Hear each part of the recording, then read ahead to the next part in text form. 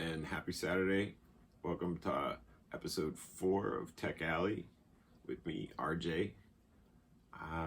Today's questions are presented through clients and Patreons. If you are interested in becoming a Seabreeze member, check out our Patreon or visit us on the web, and the links are below in the descriptions. So we'll start with the first question today. Comes from Irvin.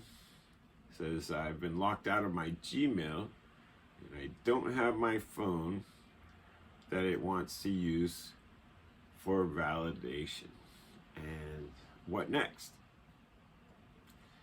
Well, Irvin, that's a pretty significant problem that you have because Google is newly using your phones as what they call a two-factor or a second factor authentication, password being the first, the telephone code or whatever being the second. In order to be able to access your Google account, you need to have both of those things, and that's new. Used to be just a password would get you in, but now in a heightened security world, lucky us, we have to have our telephones with us, and our email is as good as our wallet or identity. So if you haven't, check out my How Not to Lose Your Password comments in previous episodes. In this case, Google is going to ask you to verify your account on a new machine because it has never seen this machine used to access your account before, and again, because of heightened security, it'll ask you to double check that and verify through alternate means. Usually it involves sending you a code of some kind that has to be repeated back into your live login session. But in the case of what do you do? In most cases, you would need to have your original phone with you. That would make it the easiest. Another thing that I see a lot of my customers having trouble with is that when they have a two-factor setup like this, they only have one other alternate, and you are allowed to have multiple factors, multiple ways of validating your account, not just with one device, but with multiple devices that your account knows that you have in your possession, be it a telephone or a tablet or another computer. And I've seen not just Google, but other companies doing this two-factor situation as well. So get used to it. It's going to be, a little bit of an inconvenience while we are trying to add alternate second factors to your account, Irvin. But what will end up happening is that you can verify, Google can verify you through alternate means, and you'll have to extend every option out to its end in order to be able to validate yourself to Google so that you can access your account on the new device. I hope that answers your question, and thanks for asking. Irvin, you know that you can always talk to me in person when it comes time to exploring every possible outlet in terms of recovery for your email or for your data. So I'm here for you. And you can always ask because you are a member. I'll be happy to provide that stuff in person on a one-to-one session. And that's part of the benefit of being a member of Seabreeze. I think somebody asked recently, why am I changing my approach?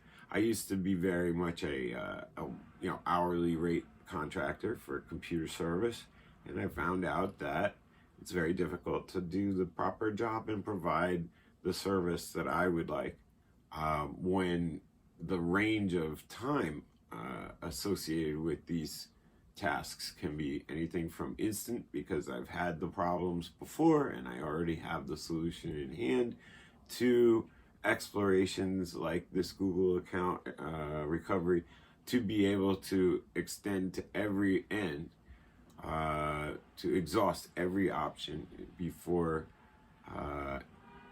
taking it to the next level, which would require some interaction with Google personally.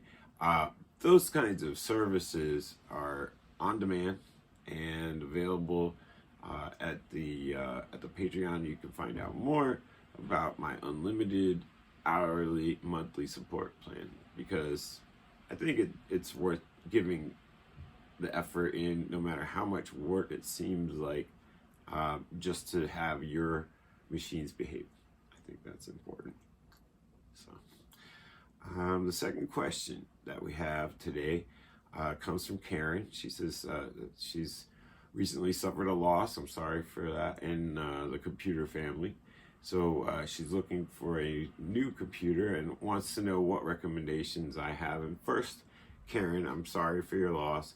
Second, if you are on a budget, which I think we all are nowadays, it's important to know what your computer needs are first before you go exploring the purchase of a new machine, especially since not always is a machine like a laptop the right equipment for the kinds of work that you're trying to do.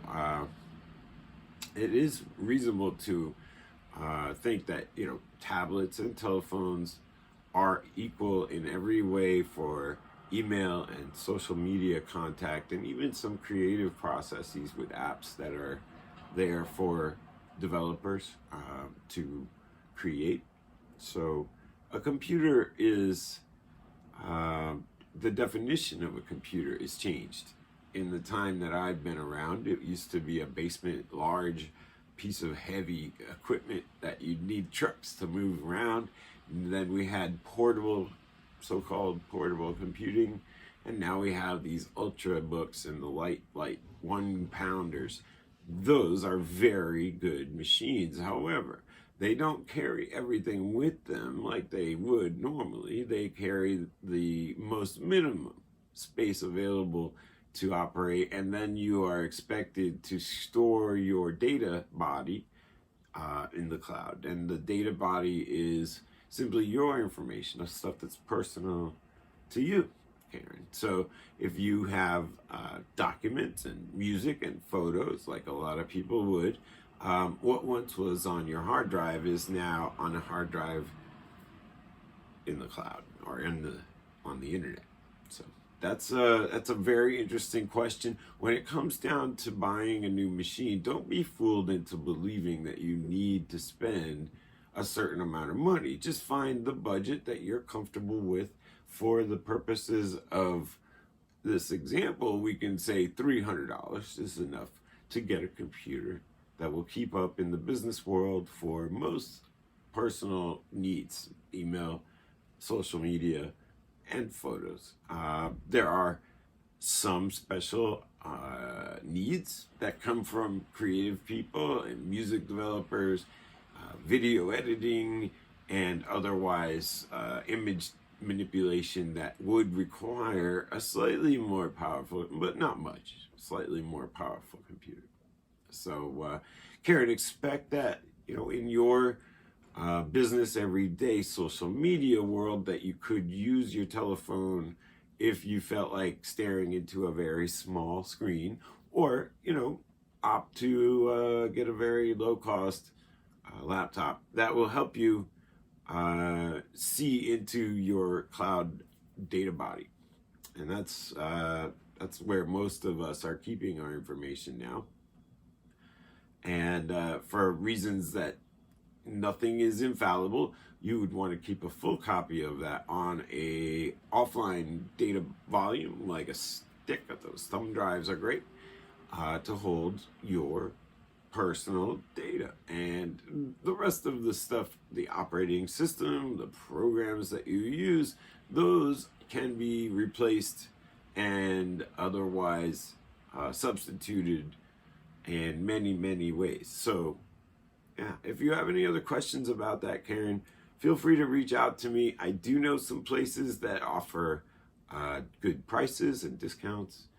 Never discount the idea that Apple sells refurbished machines on their own site. And I know you're interested in the MacBook Air, so have a look at apple.com/store and see about a refurbished MacBook Air. I think you'll find one there with the same ratings as a brand new one for a discount.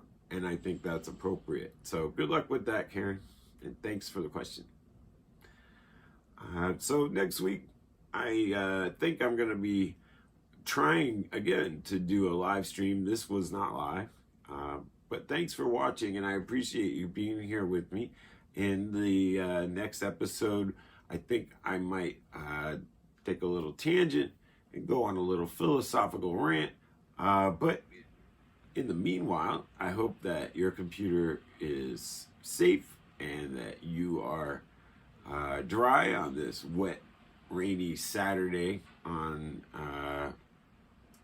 March 23rd. So thanks again, and we'll see you next time. This is RJ and Seabreeze Tech Alley signing off.